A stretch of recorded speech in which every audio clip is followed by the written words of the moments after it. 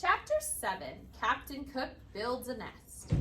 Very reluctantly, Janie and Bill had to leave Captain Cook and go to school.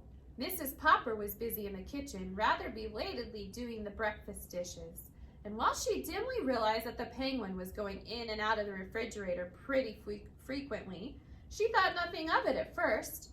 Meanwhile, Mr. Popper had abandoned his telephoning and was now busy shaving and making himself neat in honor of being the owner of such a splendid bird as Captain Cook.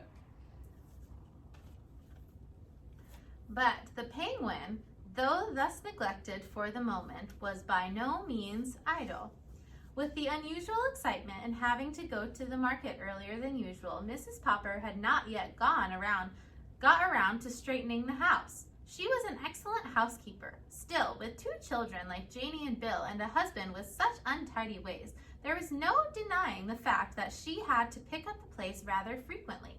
Captain Cook was now attending to the picking up. Into the corners of every room he prowled and poked and pecked with a busy thoroughness. Into every closet he stared with his white circled eyes. Under and behind all the furniture he crowded his plump figure with little subdued cries of curiosity, surprise, and pleasure. And each time he found what he seemed to be looking for. He picked it up in the black end of his red beak and carried it, waddling proudly on his wide pink feet, into the kitchen and into the icebox. At last it occurred to Mrs. Popper to wonder what on earth the busy bird was up to. When she looked, she could only scream to Mr. Popper to come quickly and see what Captain Cook had done now. Mr. Popper himself, looking rather remarkable as Mrs. Popper noticed later, joined her in staring with astonishment into the refrigerator. Captain Cook came up too and helped them look. "Ork, ork," he said with triumph. Mrs. Popper laughed and Mr. Popper gasped as they saw the results of Captain Cook's trips through the house. 2 spools of thread, 1 white chess bishop, and 6 parts of a jigsaw puzzle, a teaspoon and a closed box of safety matches, a radish, 2 pennies, a nickel, and a golf ball.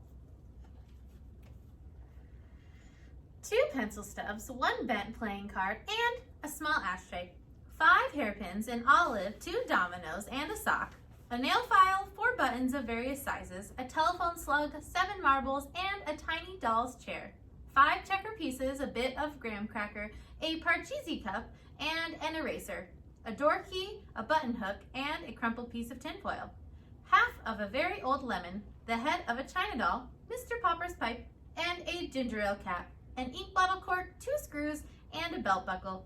6 beads from a child's necklace, 5 building blocks, a darning egg, a bone, a small harmonica, and a partly consumed lollipop.